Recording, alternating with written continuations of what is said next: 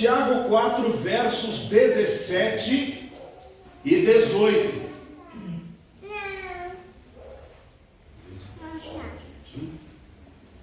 Diz assim o texto bíblico: Elias era homem sujeito às mesmas paixões que nós, e orando, pediu que não chovesse, e por 3 anos e 6 meses não choveu sobre a terra.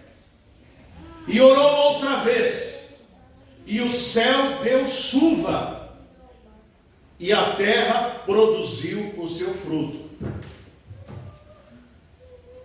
Meus irmãos, antes do irmão Sebastião Emerick, que era um homem segundo o coração de Deus, falecer, ele faleceu com seus 93, 94 anos. Um dia eu conto aos irmãos a história dele, mas ele era um homem de oração. E Elaine e eu estávamos orando ao Senhor, pedindo um bebê. E já fazia algum tempo esse bebê não chegava. E o coração pesava. Então, a última vez que eu o convidei para pregar na igreja onde eu era pastor, Igreja Batista Boas Novas do Rodoanel, em Carapicuíba, ele foi pregar, e nós fomos então à porta da casa dele. E então, manifestamos a ele que ele orasse para que Deus nos desse um bebê. E ele, antes de entrar em casa, disse assim: não vai demorar muito não, e vocês vão estar com um bebê no colo.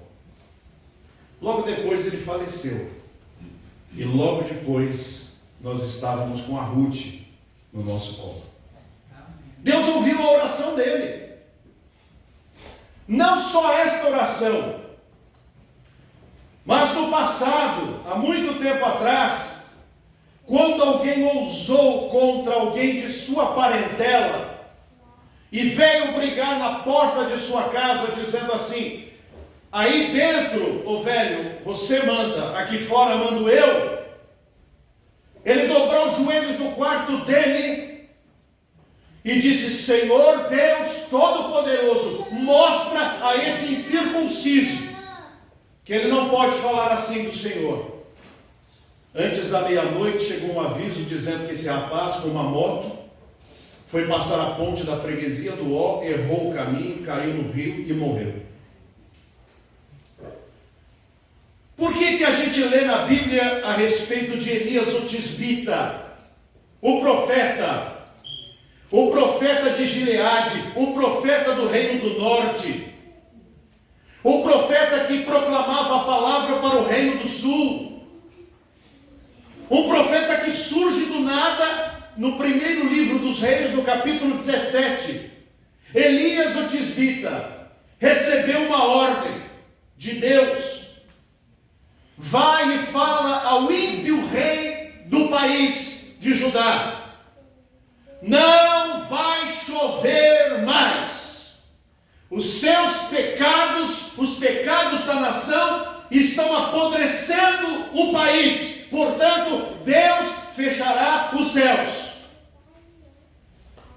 E Deus chega para Elias e diz assim: venha cá, Elias, uma grande, extensa seca vai chegar, e eu vou deixar você na beira de um riacho, você vai beber água, e vou fazer com que corvos tragam para você de manhã e de tarde pão e carne. Numa época onde não havia mais nada, onde não havia água e não havia comida, Deus traz ao profeta que trouxe a palavra de Deus o suprimento no meio da sua seca. E diz a Bíblia que por muitos dias ele bebeu daquela água e ele comeu daquela carne que os corvos traziam para ele. Como era, eu não faço a menor ideia, mas que era, porque está na palavra e eu creio na Bíblia. Aí o riacho secou, não chovia. Então Deus chega para o profeta e diz assim: eu já levantei uma viúva de Serepta, e ela vai te sustentar. Então ele encontra esta viúva e diz assim: traga-me um pouco de água. E ela então lhe traz água. E ele diz: agora faça um bolo pequeno para mim. Disse: moço, eu não tenho mais comida nem para mim e nem para o meu filho. Se eu fizer comida, um bolo para você, nem ele nem eu comeremos. E então o profeta diz assim: fique tranquila, porque enquanto durar esta seca, não vai acabar o azeite da botija e nem a farinha, mas primeiro faça o bolo para mim. Fez, trouxe e Deus cumpriu a sua palavra. Então Deus novamente, depois de muito tempo, chama a Elias, 3 anos depois, e fala: vai falar para Acabe que a chuva vai chegar. E Acabe então é encontrado pelo profeta e ainda diz para ele assim: ó perturbador de Israel. E Elias disse assim: perturbador de Israel é você com os seus pecados de idolatria. Mas se prepare, porque logo vem chuva.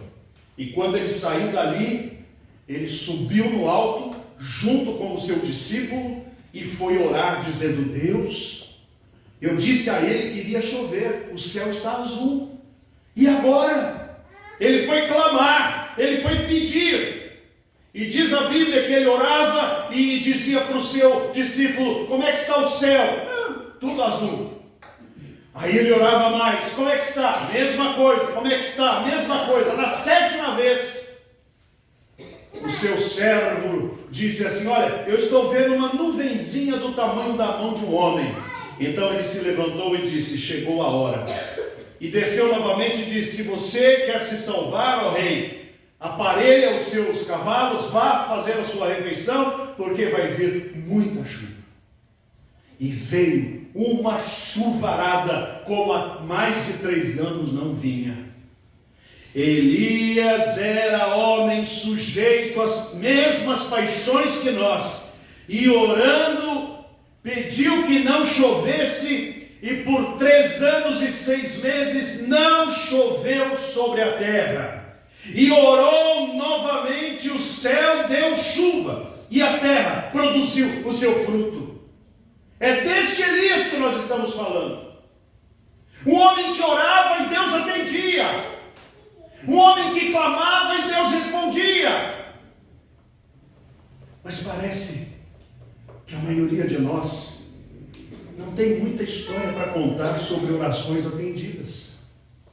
Parece que as nossas orações não funcionam da mesma forma, da mesma sorte que as orações de Elias ou dos outros heróis da fé.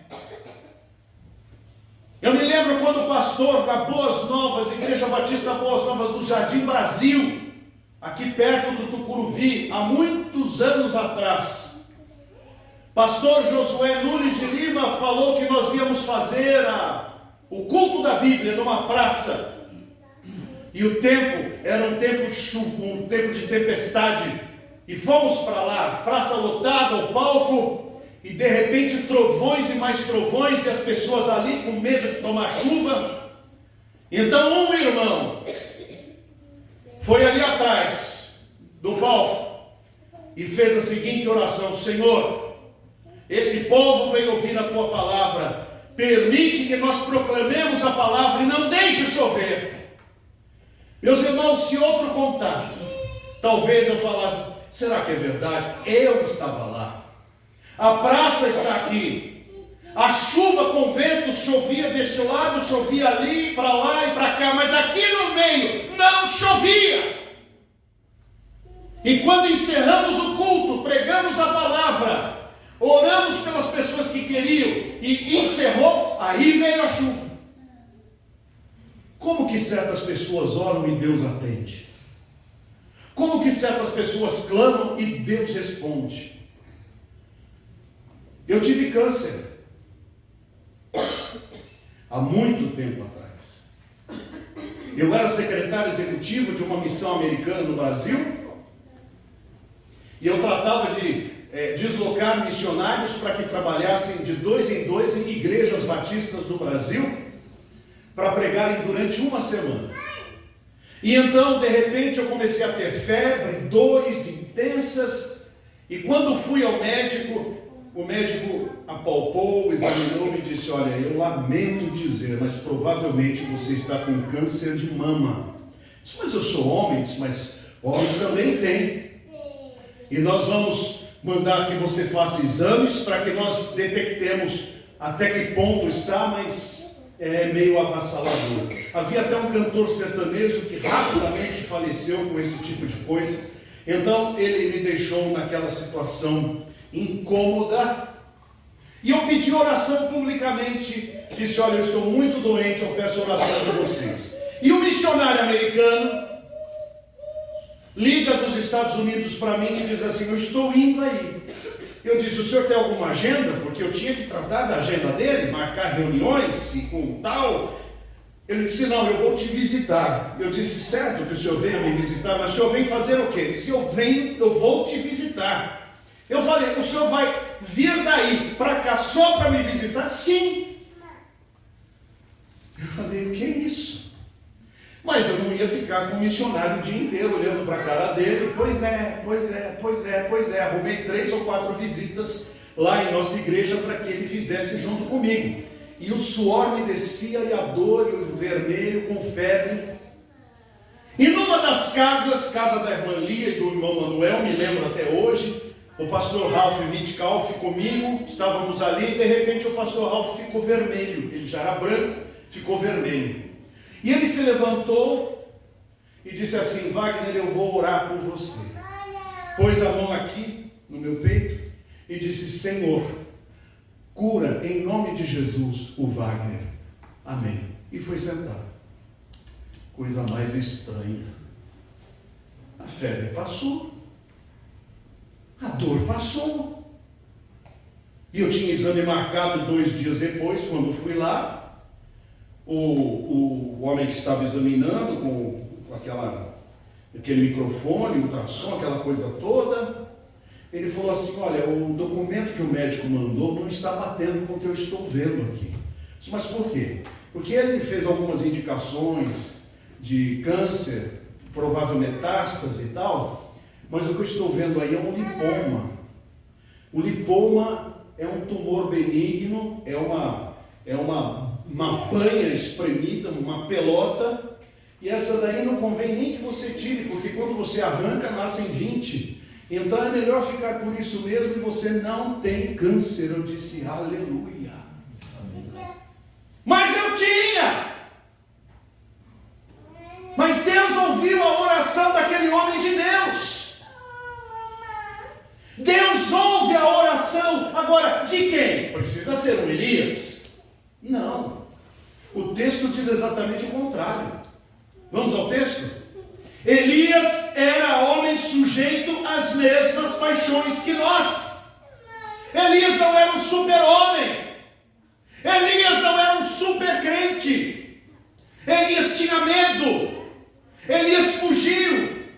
Elias tinha dúvidas. Mas por que então Deus ouviu a oração de Elias? Porque ele levava Deus a sério.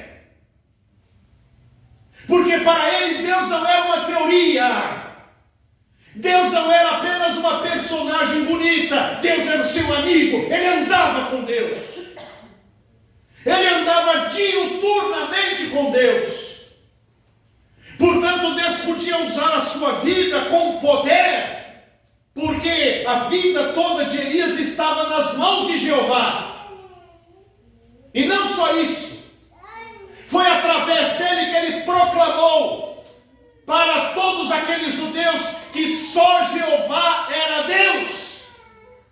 Ele mandou convocar os 450 profetas de Baal e os 400 profetas de Azerá. Mas a questão dele era com os profetas de Baal. Ele disse para o povo, que o povo gosta de tumulto, né? Juntou todo mundo e todo mundo vendo o que vai acontecer agora. E Elias disse: olha, gente, parem de cochear entre 2 senhores. Se Baal é Deus, sirvam a Baal, mas se Jeová é Deus, sirvam a Jeová. Hoje eu faço prova. Vamos fazer um sacrifício.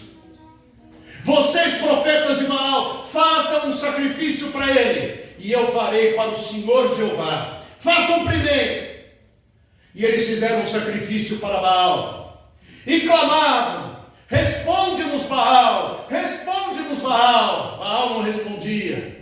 Aí pegaram chicotinhos com pedaços de ferro e batiam nas costas e o sangue a correr: responde-nos, Baal. E eles diziam: gritem mais alto, vai ver que ele está com algum negócio, está dormindo, vai que ele atende vocês. Às 3 da tarde Elias disse: basta, agora eu vou fazer um sacrifício a Jeová. O altar de Jeová estava quebrado, tudo arrebentado. Elias pegou 12 pedras, remontou aquelas pedras, fez um rego, abriu ali um buraco no meio daquele lugar, colocou um sacrifício e mandou que enchessem 4 cântaros de água. E disse: joguem essa água no sacrifício. Jogaram. Joguem outro tanto. Jogaram. Joguem mais um. Tanta água que o rego ali do altar ficou cheio. E então ele dobrou os joelhos e disse: ó Senhor Jeová, responde agora para este povo que só tu és Deus. E de repente lá do céu veio um fogo que consumiu o sacrifício, bebeu a água e secou tudo. E o povo caiu de joelhos e dizia: só o Senhor é Deus, só Jeová é Deus.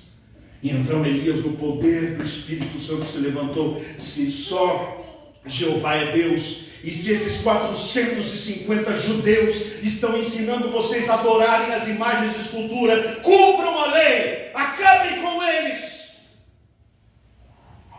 Esse era Elias. A rainha ficou sabendo disso e mandou um recado, disse assim: façam-me os deuses outro tanto, se amanhã por estas horas eu não fizer com você o que você fez com os meus profetas. E Elias, que estava cheio de força, cheio de poder, agora com a ameaça da Jezabel, ele treme na base. E o que é que ele faz? Foge, vai para o deserto, e está tão abatido que ele para debaixo de um zimbro e faz uma oração, diz: Senhor, eu quero morrer. Eu não sou melhor do que os meus pais, eu não sou melhor que ninguém. E dormiu o sono da depressão. O anjo de Deus chega e o acorda: Elias, levanta e come. Comeu o que no deserto? Quando Deus manda levanta e come, Deus traz o pão, Deus traz a água. E Deus trouxe. E ele comeu, mas ele estava tão abatido, porque Elias era um homem sujeito às mesmas paixões que nós. E ele novamente entrou no sono da depressão.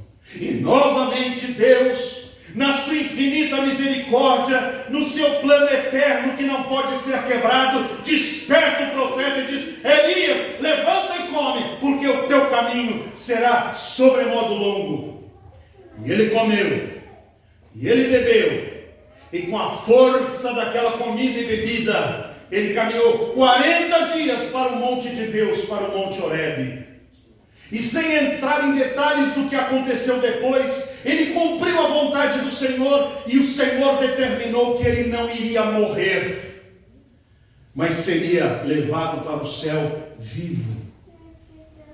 E depois de vários acontecimentos, num redemoinho de fogo, como uma carruagem de cavalos de fogo, Elias sobe para o céu, à vista de Eliseu e à vista dos profetas da escola de profetas. E Elias era um homem como qualquer um de nós, uma mulher como qualquer uma das irmãs. Qual foi o segredo de Elias?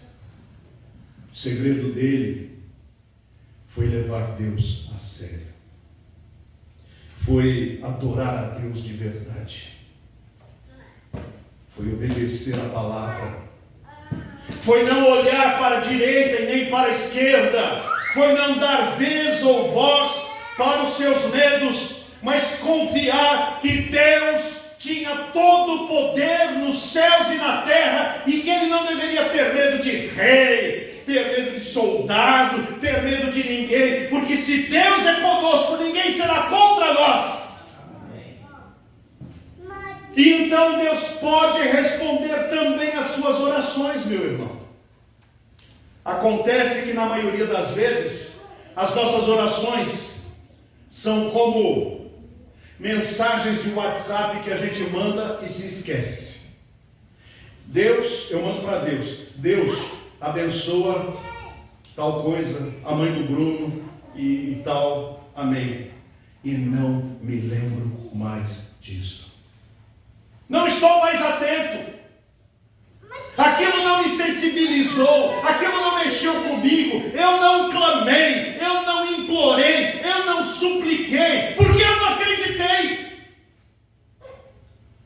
Quando eu acredito, eu vou atrás, e eu clamo, eu imploro, eu suplico, até que Deus faça duas coisas. Primeiro, ou Ele atenda ao meu pedido porque Ele está de acordo com a sua vontade, ou Ele mostre para mim que do jeito que eu estou pedindo não vai glorificá-lo, não é a melhor coisa, a vontade dele é a melhor. Minha mãe caiu, quebrou o ombro, e depois de muitas tentativas, ela manifestou uma falta de ar insuportável. Ela que não gostava de hospital de jeito nenhum, rogou para nós, para que fosse para o hospital.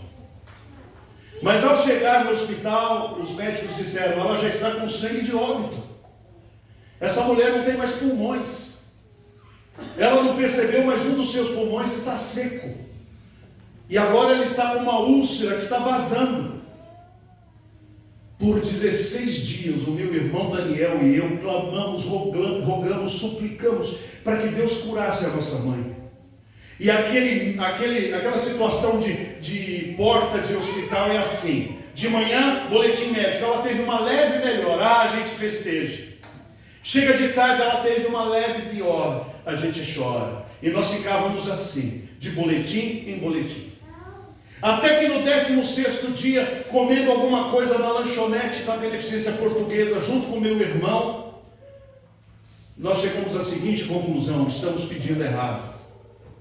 Porque se Deus quer encerrar a biografia de nossa mãe agora, nós estamos detendo esta graça do Senhor por causa da nossa vontade. A vontade dele é melhor. Vamos entregar a nossa mãe para Deus e que seja feita a vontade dele. Então naquela lanchonete, Daniel e eu entregamos nossa mãe para o Senhor e fomos embora para casa. No meio da viagem eu senti um desconforto e falei, Daniel, volta imediatamente para o hospital. Quando chegamos lá, o médico disse, olha que coisa, ainda bem que vocês voltaram, a sua mãe está tentando morrer e não consegue. Então, eu cheguei junto da minha mãe, ela já estava em coma profundo, mas nós não sabemos até que ponto essas coisas são assim. E eu disse nos ouvidos dela, mamãe, a senhora já cumpriu a sua missão, a senhora criou 2 homens honrados, a senhora foi uma esposa fiel, uma crente leal. Mamãe querida, se Jesus está chamando a senhora, vai em paz e em breve nós vamos nos encontrar no céu. O coração dela, que estava 50, foi para 45, 40, 35. Então eu saí correndo, meu irmão entrou, saiu correndo, entrou minha prima Cristina, e com a minha prima Cristina, o coração da minha mãe parou. E depois que a minha mãe morreu, eu fiquei muito triste e decepcionado. Eu levei mais de 2 meses para poder entrar no quarto dela, olhar todas as coisinhas que eu não deixei que mexessem. E dobrei os meus joelhos naquele quarto e disse assim, meu Deus, eu estou lutando contra ti, porque a tua vontade é melhor do que a minha, e eu estou lutando porque eu queria que o Senhor fizesse a minha vontade, mas a minha mãe está salva. O Senhor quis fazer com que a biografia dela fosse fechada ali. Se ela tivesse a biografia aberta, ela poderia ser como o rei Ezequias, que teve mais 15 anos e estragou a vida dele. Meu Deus, eu quero te dar graças porque eu tive mãe. Eu não vou ficar reclamando dos anos posteriores que eu não a terei, mas eu vou te agradecer pelos 75 anos de vida que a minha mãe teve aqui e que eu pude estar do lado dela. E Deus, naquele momento, me confortou. Elias era um homem sujeito às mesmas tentações e dificuldades que nós, mas ele orava e Deus respondia. Você pode ter certeza de que se andar com Deus, Deus responderá às suas orações. Se você viver na graça do Senhor, pedirá e o Senhor lhe atenderá. E se não atendê-lo do jeito que você pediu, Ele lhe convencerá de que a vontade dEle é melhor do que a sua. Meus irmãos, precisamos aprender a orar outra vez, a clamar de novo, a implorar de novo. Em 1982, íamos passar o filme Inferno em Chamas, lá na nossa igreja batista em Sumarezinho. Naquele tempo, meus irmãos, há tantos anos atrás, eram os projetores deste tamanho, com fita, e exibia lá na parede, e o som saía aqui. E de repente, meus irmãos, o negócio enganchou, a fita enrolou e foi comendo. E a igreja cheia de gente para ouvir a mensagem. O irmão Sebastião, colocou a mão naquele projetor e disse: Senhor, tu criastes cada peça desta máquina. Esta gente veio aqui ouvir a tua palavra, em nome de Jesus. Conserta esta máquina. Aí o Israel que estava projetando tirou a fita, pôs de novo. Quando tocou, funcionou. Deus atendeu. É claro, será que eu poderia dizer alguma oração que Deus atendeu, que eu fiz? Poderia, mas não vem ao caso. Eu gostaria que você fosse alguém que orasse e visse a poderosa mão de Deus agindo também. Porque todos nós somos chamados a orar.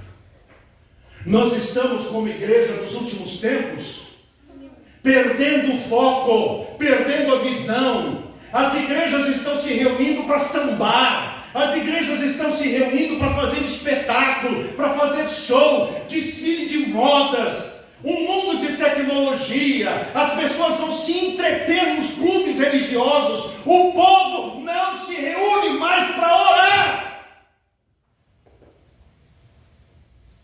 Não há vontade, não há fé, não há confiança.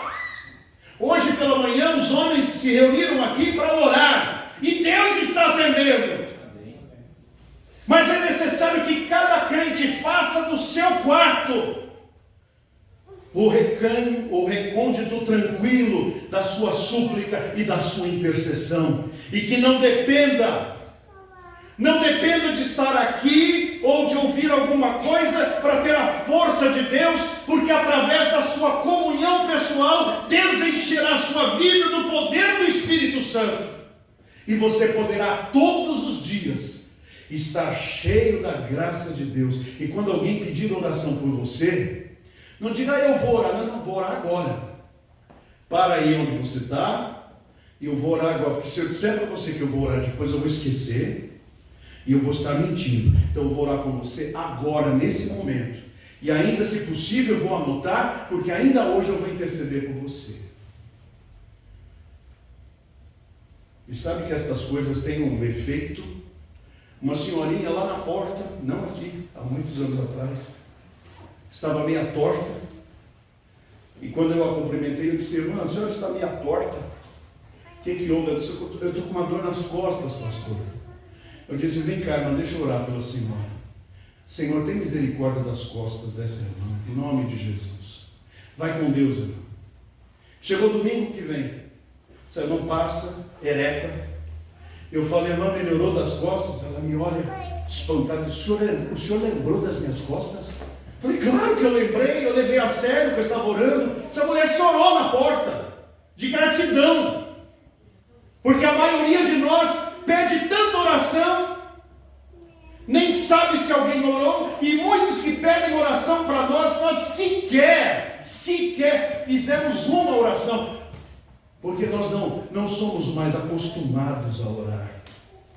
É hora de voltarmos a orar, falar com Deus, clamar a Deus, porque Elias era homem sujeito às mesmas paixões que nós, mas orando parou de chover, e orando de novo, Deus deu chuva.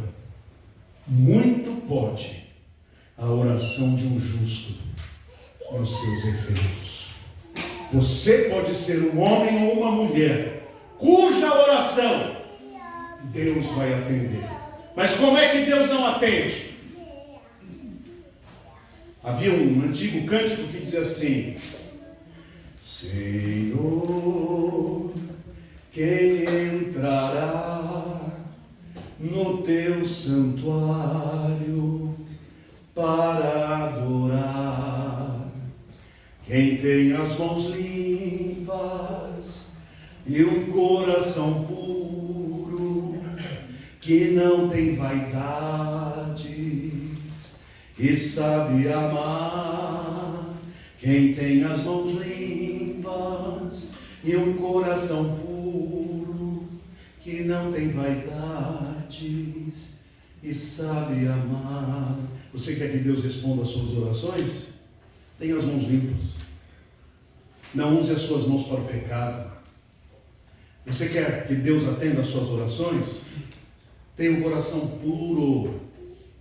Purifica-me, ó Deus. Sonda-me, ó Deus, e conhece o meu coração. Prova-me, ó Pai, e conhece os meus pensamentos e sentimentos. Prova-me e vê se há em mim algum caminho mau e guia-me pelo caminho eterno. E me ensina a amar. Amar como Jesus amou.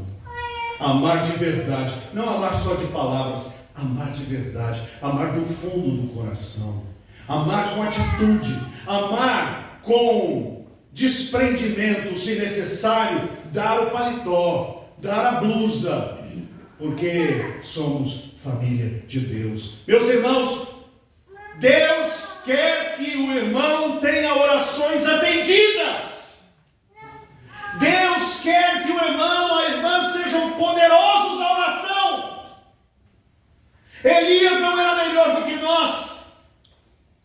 Voltemos o nosso olhar para Jesus e digamos a Ele: Senhor, quero orar. Ensina-me a orar, Senhor.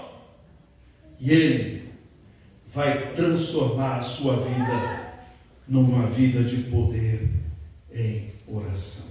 Que Deus nos abençoe. Amém.